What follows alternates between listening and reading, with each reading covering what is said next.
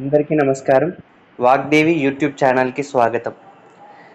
ఈరోజు EVS third class subject అయిపోతుంది. నిన్నటి వరకు 2 పార్ట్స్ చేశాం మనం. ఈరోజు ఫైనల్ పార్ట్. సో పశు వైద్యశాల, పశువులకు రోగాలు వచ్చినప్పుడు పశు వైద్యశాలలో చికిత్స అనేది చేస్తారు పశువులకు. బ్యాంకు వల్ల మనకు ప్రయోజనాలు ఏమిటి అంటే డబ్బును దాచుకోవడం, బ్యాంకులు అప్పులు కూడా ఇస్తాయి. ఒక కుటుంబం నివాసం ఉండే స్థలాన్ని ఫ్లాట్ అని అంటారు. ఒక అపార్ట్మెంట్లో సుమారు 10 నుంచి 30 కుటుంబాల వరకు నివాసం ఉంటారు. పెద్ద నగరాల్లో 100 వరకు ప్లాట్లు ఉన్న అపార్ట్మెంట్లు అనేది ఉంటాయి. చిన్న చిన్న నగరాల్లో అయితే 10 నుంచి 20 ప్లాట్లు ఉంటాయి. పెద్ద పెద్ద నగరాల్లో అయితే, మహానగరాలలో అయితే 50 నుంచి 100 వరకు కూడా ప్లాట్లు ఉంటాయి ఒక అపార్ట్మెంట్లోనే. కలపతో కట్టిన ఇల్లు భూకంపాలు వచ్చే ప్రాంతం. అయితే ఇక్కడ క్వశ్చన్ ఎలా అడగచ్చు అంటే, భూకంపాలు వచ్చే ప్రాంతంలో ఎలాంటి ఇండ్లను కడతారు అనేది మనల్ని అడగచ్చు. అక్కడ ఆప్షన్స్ కూడా రకరకాలుగా ఇవ్వచ్చు. పెంకుటిల్లు అని, ఇగ్లు అని, కలప అని. సో మన ఆప్షన్ భూకంపాలు వచ్చే ప్రాంతంలో కలపతోని ఇల్లుని కడతారు. అయితే ఇక్కడ క్వశ్చన్ ఇంకా అడగచ్చు, పడవ ఇల్లు మనకు ఎక్కడ కనిపిస్తాయి, ఏ రాష్ట్రాల్లో కనిపిస్తాయి అంటే కాశ్మీర్ మరియు కేరళ రాష్ట్రాల్లో. పడవ ఇల్లు కాశ్మీర్ మరియు కేరళ రాష్ట్రాల్లో కనిపిస్తాయి. ఇగ్లు మనకు తెలిసిందే, మంచు ప్రాంతాల్లో దేంతో కడతారు, మంచుతోనే కడతారు. ఇగ్లు ఇల్లు మంచు ప్రాంతాల్లో మంచుతో కడతారు. ఇంకో ఇంట్రెస్టింగ్ క్వశ్చన్ ఏంటంటే, రంజాన్లు ఎక్కడ ప్రసిద్ధి, ఏ జిల్లాలో ప్రసిద్ధి అనే క్వశ్చన్ కూడా అడుగుతారు.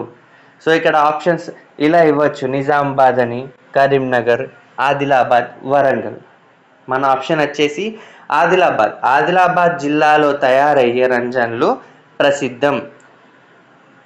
ఇక్కడ క్వశ్చన్ కుండల తయారీ గురించి కూడా అడుగుతారు. దాని ప్రాసెస్ అని అడుగుతారు, ప్రక్రియ, స్టెప్స్ అనేది అడుగుతారు, ఫ్లో చార్ట్ లాగా. వరుసగా పెట్టండి, ఏ స్టెప్ తర్వాత ఏ స్టెప్ అని కూడా అడగచ్చు.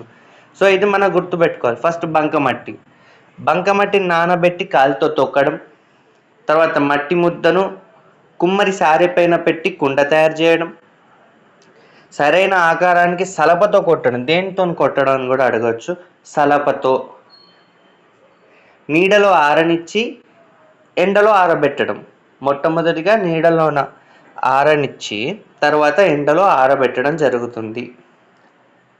ఎండకు ఆరిన కుండలను ఆవంలో పెట్టి కాల్చడం. లాస్ట్కి ఆ ఆరిన కుండలు ఏవైతే ఉంటాయో, ఎండకు ఆరిన కుండలను ఒకసారి ఆవంలో పెట్టి కాల్చుతారు. సో ఇలా ప్రాసెస్ అనేది ఉంటుంది, కుండల తయారీ ప్రాసెస్. ఇది కూడా చాలా ఇంపార్టెంట్, టీజీ టెట్కి కావచ్చు, డిఎస్సికి కూడా కావచ్చు. సో నూలు బట్టలను పత్తి దారంతో నేస్తారు. నూలు బట్టలను ఏ దారంతో నేస్తారనే క్వశ్చన్ కూడా రావచ్చు. పత్తి దారం. పట్టు పురుగుల నుంచి వచ్చే దారంలో పట్టు బట్టలు నేస్తారు. సో ఏ పురుగుల నుంచి వచ్చే దారంలో పట్టు బట్టలు అంటే పట్టు పురుగులు. లేదా పట్టు పురుగుల నుంచి వచ్చే దారంతో ఏ బట్టలు నేస్తారు, పట్టు బట్టలు అనేది నేస్తారు. ఇక్కడ ఇంకా ఇంపార్టెంట్ చూస్తే గుర్తుల గురించి అడగచ్చు వాళ్ళు. అంటే డాబా ఇల్లు ఎలాంటి గుర్తు, లేకపోతే ఒక గుర్తు ఇచ్చి ఇది దేన్ని సూచిస్తుంది, మీరు ఈ గుర్తులన్నిటిని కూడా గుర్తుంచుకోవాలి. 8 గుర్తులు ఇచ్చారు, సింబల్స్ అంటారు. ఓకే, డాబా ఇల్లు ఇలా ఉంటుంది, పూరిల్లు ఇలా ఉంటుంది, హాస్పిటల్ అంటే ప్లస్ సింబల్ ఉంటుంది. ఓకే, గుడి ఇలా ఉంటుంది, బావి, ఎస్ అంటే బడి, స్కూల్ కాబట్టి. పోస్ట్ ఆఫీస్ అంటే పిఓ అని పెడతారు, పోస్ట్ ఆఫీస్ అని. పార్క్ ఈ సింబల్. ఓకే, ఇవైతే మెయిన్ సింబల్స్. ఈ గుర్తులు అనేది గుర్తుంచుకోవాలి. ఒక సింబల్ అయినా ఇచ్చి మనకు అడిగే ఆస్కారం అనేది ఉంటుంది. ఇంకా ఒంటె ఒకసారి నీళ్లను తాగితే చాలా రోజుల వరకు నీళ్లు తాగకుండా ఉండగలుగుతుంది. నీళ్లు దొరికినప్పుడు బాగా తాగి నీటిని శరీరంలో నిల్వ ఉంచుకుంటుంది. అయితే ఎప్పుడైతే నీళ్లు ఒంటెకి దొరుకుతాయో అప్పుడే చాలా తాగుతుంది, బాగా తాగుతుంది నీళ్లు. అయితే తాగిన నీళ్లను నిల్వ ఉంచుకుంటుంది. ఎందుకు? ఎప్పుడైతే దొరకకుండా ఉంటుందో అప్పుడు వాటిని ఉపయోగించుకుంటుంది. అందుకే ఒకసారి నిల్వ ఉంచుకున్న తర్వాత చాలా రోజులు కూడా నీళ్లు తాగకుండా ఒంటె అనేది ఉండగలుగుతుంది. ఒకసారి తాగి నిల్వ ఉంచుకుంటుంది, దొరకనప్పుడు కూడా ఉండగలుగుతుంది దానివల్లనే. ఏ జంతువు ఇలా చేస్తుంది అని అడగచ్చు. ఒంటె.